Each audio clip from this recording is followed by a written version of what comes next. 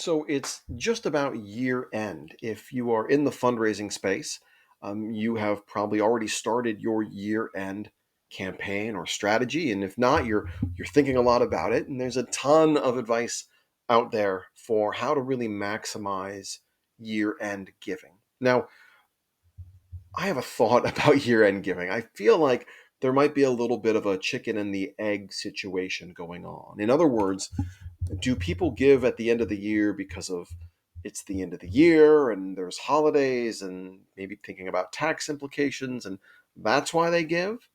Or do people give at the end of the year because every nonprofit is asking them to give at the end of the year? That's maybe a video for another day. But what I really want to emphasize today is when you're thinking about your year end giving, if you're looking for ways to really make the most out of it and really connect with your supporters and your prospective supporters, then try this. Stop talking about year end giving. The fact that it is the end of the year is not important. It really isn't. It's maybe nice and maybe you feel like you're catching some additional lift from other year-end campaigns, but I believe what motivates donors to stay engaged with and motivates them to continue to support missions are the things that work year round. They feel connected to the mission. They feel like they are a part of an organization. They've been shown and shared stories of gratitude and stories of impact. They understand the role that your organization plays in the world and the role they play within that organization. This is fundamental fundraising stuff. And the minute you start to back away from that and replace it with, it's the season of giving, it's the holiday time, help us hit our year end goals, help us close that year end strongly, give one more gift to get that tax deduction. I think we're missing the boat. And we're relegating the donor conversation to something not only incredibly transactional, but incredibly transitory. Because if the only thing that matters is that it's the end of the year, then why should they care that it's you and not one of another 100 other nonprofits? What's making your message stand out to them if you're one of 17 emails they've gotten about how you want to take advantage of the spirit of generosity?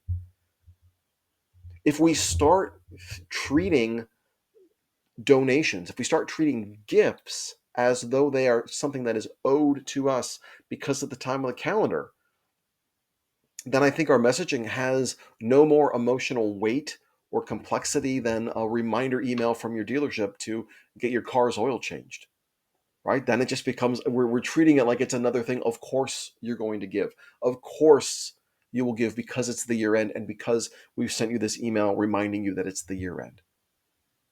So there's so much pressure. I've been there. There's so much pressure at the end of the year to bring in more gifts, and there's that hope that someone is going to, surprise you with a remarkable gift.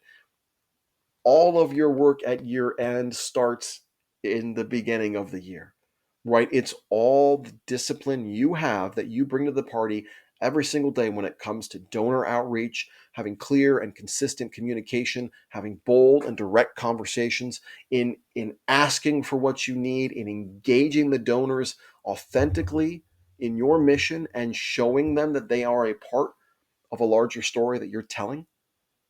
All that stuff happens. It's not like you can just flip the switch and because it's November, December, you're going to just inspire generosity out of the blue.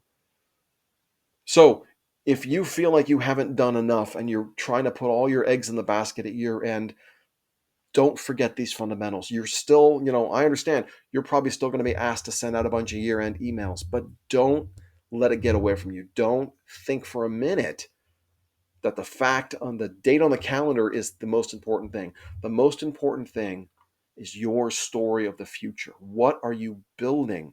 What's gonna happen with you, your mission, and your community in the next 12 months and the 12 months after that? Because that's what excites people, not the fact that it's year end, not that you're presenting it like another chore to do. Oh, you got to, buy the gift for the white elephant exchange at work. I got to send out my Christmas cards. I got to make that donation and I got to do the other things. Like, that's not where we want to be. We want our donors to understand that we are better with them and they're better for being part of us. Like, this is the team. This is how we're going to beat this thing. This is how we're going to accomplish our mission. So don't be afraid to be bold, and be direct, and be visionary at the end of the year. And don't let anyone else tell you that the fact that it's the year end, that's the only message you need to do. Be authentic to who you are. Get out there and keep doing the work. And of course, if you would like to talk about year end giving, I would love to talk about year end giving with you and how your year end giving campaign has to be part of your larger fundraising plan and your larger approach to engaging donors. That's what I do. If you want more help and you want to raise more money, then reach out and let's work together. Keep up the good work. Talk to you soon.